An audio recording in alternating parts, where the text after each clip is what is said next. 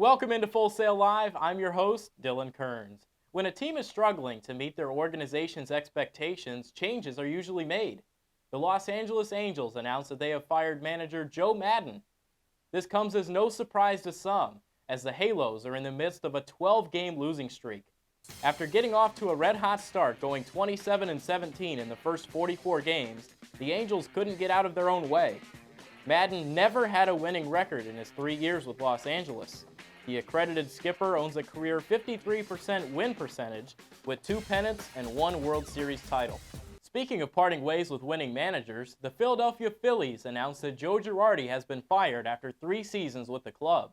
Since leaving the Yankees in 2017, Girardi took some time away and returned to a big league dugout in 2020.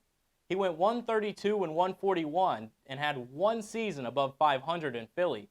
The Phillies have a holistic view on why the team underperformed. I'm around the club on a day in, day out basis, so you're always having a pulse of what's happening with the team.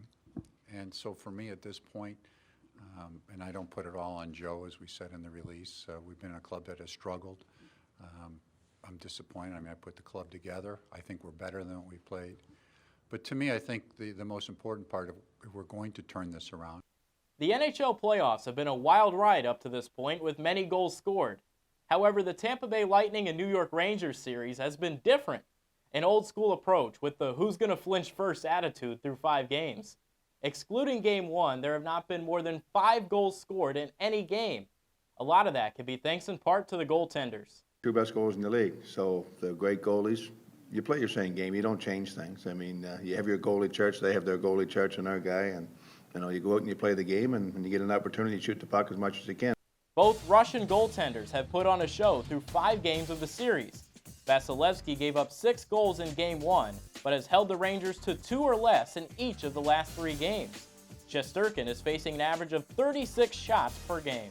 In NFL news, the Cleveland Browns announced that they are excusing quarterback Baker Mayfield from mandatory minicamp.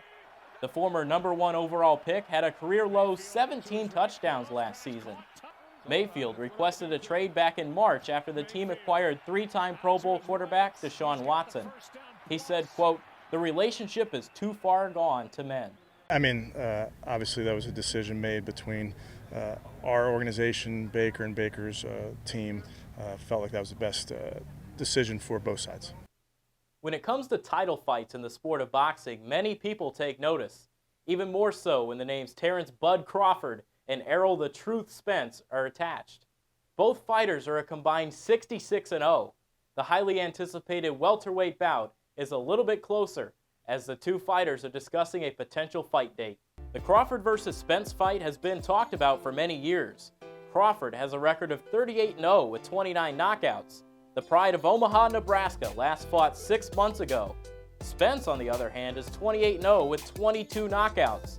Spence last fought on April 16th after not fighting since December of 2020. The latest hearing is that the fight could take place sometime in November. History could be on the line as there has never been an undisputed welterweight champ in the 4-belt era. Thanks for watching Full Sail Live. We'll be back with more sports at 11. I'm your host, Dylan Kerns.